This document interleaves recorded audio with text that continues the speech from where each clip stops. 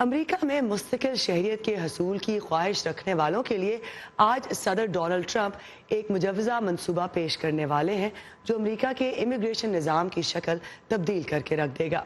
اس منصوبے کے تحت خاندانی تعلق کی بجائے تعلیمی قابلیت اور ہنر کو ترجیح دی جائے گی۔ نخبت ملک اس وقت ہمارے ساتھ کیپٹل ہل پر موجود ہے۔ نخبت، کن تبدیلیوں کا امکان ہے؟ جی ارم، وائٹ ہاؤس کے ایک سینئر اہلکار ہیں، انہوں نے گزشتہ روز رپورٹرز کو بتایا ہے کہ یہ بلڈ امریکہ ویزا پالیسی ہے، جس کا مطلب ہے کہ امریکہ کو تعمیر کرنے کے لیے تشکیل دی گئی ایک امیگریشن ویزا پالیسی ہے، جس کے تحت ان کے مطابق 3 قسم کے درخواست گزار ہیں جن کو اس امیگریشن ویزا پالیسی کے تحت ترجیح دی جائے گی۔ ان لوگوں میں جو ہے سب سے پہلے وہ لوگ شامل ہیں جو غیر معمولی صلاحیتیں رکھتے ہیں، دوسرے وہ لوگ شامل ہیں جو غیر معمولی اور مخصوص شعبوں سے منسلک ہیں، اور تیسرے وہ اسٹوڈنٹس ہوں گے جو غیر معمولی طور پر ذہین ہیں۔ اس کے ساتھ ساتھ یہ بھی بتاتی چلوں کہ امریکہ میں اس وقت ہر سال جو ہے وہ 11 لاکھ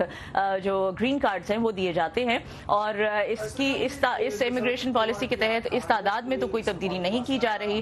لیکن اس کی جو کرائٹیریا ہے، اس کی جو بنیادیں ہیں، انہیں ضرور تبدیل کیا جا رہا ہے۔ جہاں تک اعداد و شمار کی بات ہے تو پتہ چلتا ہے کہ امریکہ میں اس وقت 12% لوگ ایسے ہیں جو اسکل بیسڈ یا مہارت کی بنیاد پر امریکی ویزا حاصل کرتے ہیں۔ اس کے ساتھ ساتھ جو رشتہ داروں سے تعلق کی بنا پر جنہیں ویزا دیا جاتا ہے ان کی تعداد 66% ہے، اور انسانی ہمدردی کی بنیادوں پر جو امریکہ آتے ہیں ان لوگوں کا کوٹا جو ہے وہ 22% تک مختص کیا گیا ہے۔ اب جو امیگریشن پالیسی سامنے آ رہی ہے اس میں جو چینجز کیے جا رہے ہیں اس کے مطابق جو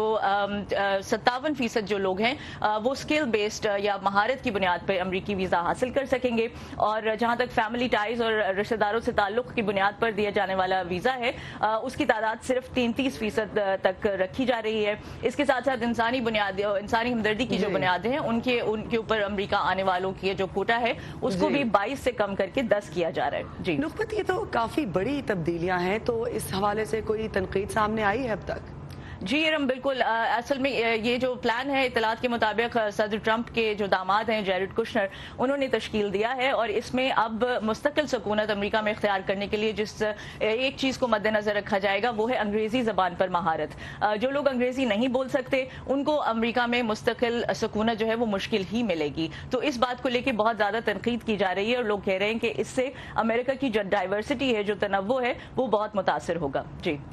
thank you Nukhbat for the update.